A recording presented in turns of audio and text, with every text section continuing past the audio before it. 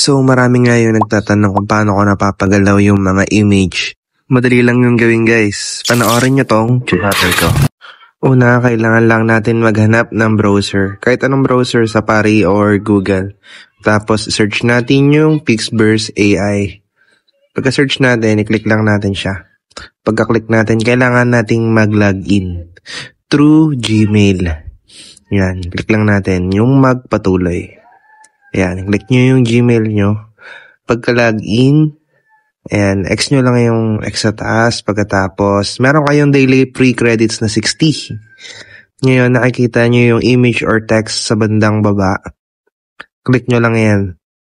Tapos, maghanap kayo ng image. Ngayon, pag nakapili na kayo, click nyo lang yung done. Tapos, pag nag-load na siya, ngayon nyo siya nalagyan ng description.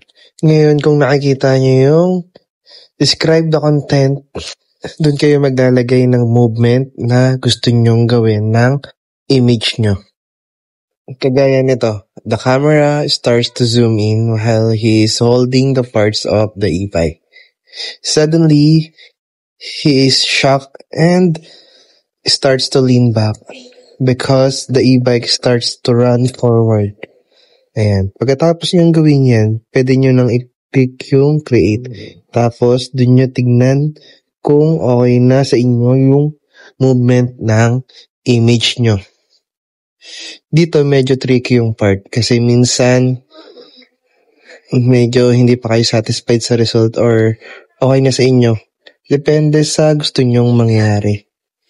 Kaya ayan, waiting lang tayo na mag-load yung video. Pagkatapos niyan, ayun na, meron na kayong image to video na effect.